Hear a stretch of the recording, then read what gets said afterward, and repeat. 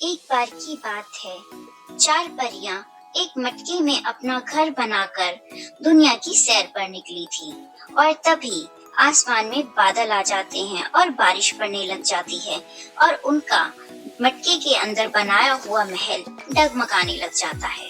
घड़े के अंदर बनाया हुआ उनका महल, जिसमें वो आराम से दुनिया की सैर कर रही होती हैं, वो डगमगाने लग जाता है क्योंकि आसमान में बादल आ जाते हैं और जोरों से बारिश पड़ने लग जाती है और बिजली कड़कने लग जाती है, जिससे वो मटका टूट जाता है और परियां आकर पानी में गिर जाती हैं।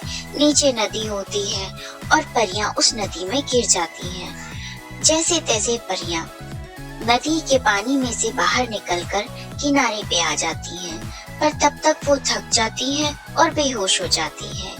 अगले दिन की सुबह मौसम साफ हो जाता है और वहाँ नदी पर नहाने के लिए गांव की दो लड़कियां आती हैं और वो लड़कियां नदी के पानी में सितारों जैसी झिलमिल देखकर चौंक जाती हैं और कहती हैं, ये नदी का पानी चमक कैसे रहा है, चलो चलकर देखते हैं।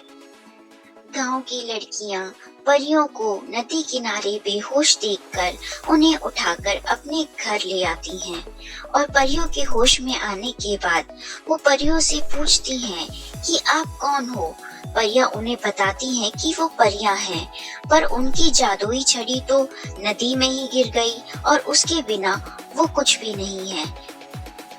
हमें हमारे घर लौटना है, बहुत वक्त बीत गया है, पर अपनी छड़ी के बिना हम अपने घर नहीं जा सकते।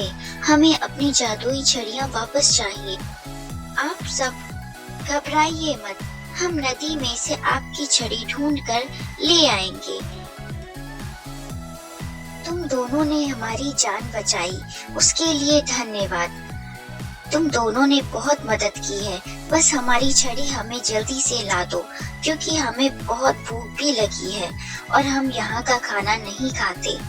हमें वापस घर जाना होगा।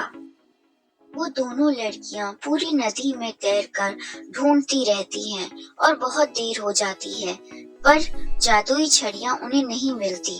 वो निराश होकर परियों के पास वापस आती हैं और उन्हें बताती हैं कि पूरी नदी में उनकी जादुई छड़ियां उन्हें नहीं मिली हैं।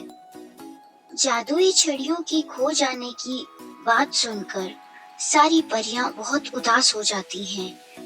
तभी बाहर से कुछ डरावनी आवाजें आने लग जाती हैं, जिन्हें सुनकर वो सब डर जाती हैं। जब परियां घर से बाहर आती हैं तो वो देखती हैं कि एक सामने जादुई चुड़ैल खड़ी हुई है, जिसके हाथ में एक बड़ी सी छड़ी है।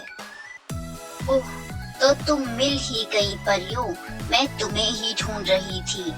ये देखो, ये है तुम्हारी जादुई छड़ियाँ जो मैंने उस नदी से निकाल ली थी और अब अपनी शक्तियों से मैं तुम्हें गुलाम बनाकर रखूंगी, तुम्हारी बलि दूंगी और दुनिया की सबसे शक्तिशाली जादूगरनी बन जाऊंगी। अब बस तुम मेरी गुलाम ही समझो। जादूगरनी की बातें सुनकर चारों परियों को बहुत गुस्सा आता है और तभी अचानक से आसमान में बिजली कड़कती है और वो बिजली आकर जादूगरनी के सिर पर गिरती है। बिजली के करंट से जादूगरनी नीचे जमीन पर गिर जाती है और तभी सबसे बड़ी परी मौका देखकर अपनी जादुई छड़ी उठा लेती है और चारों परियों के पास उनकी जादुई छड़ी वापस आ जाती है। तभी चारों परियां इकट्ठा होकर एक साथ जादूगरनी पर मैजिक करती हैं और अपने जादू से उसे खत्म कर देती। जादूगरनी के मरने के बाद सभी बहुत खुश हो जाते हैं और परियां खुश होकर उन दोनों गांव की लड़कियों को 2 जादुई ड्रेस देती हैं। उस ड्रेस को पहनकर वो दोनों गांव की लड़कियां बहुत सुंदर लगने लगती हैं और तभी परियां उन्हें कहती हैं, ये जादुई ड्रेस है, इससे तुम जो भी मांगोगी तुम्हें मिलेगा। जब वो लड़कियां अपने घर में जाती हैं तो वो देखती हैं कि परियों ने जादू से उनकी झोपड़ी को महल बना दिया होता है। सारी परियां आपस में खुशी के मारे बात ही कर रही होती है कि बस अब घर लौट चलते हैं। आज के लिए इतना एंटरटेनमेंट काफी है।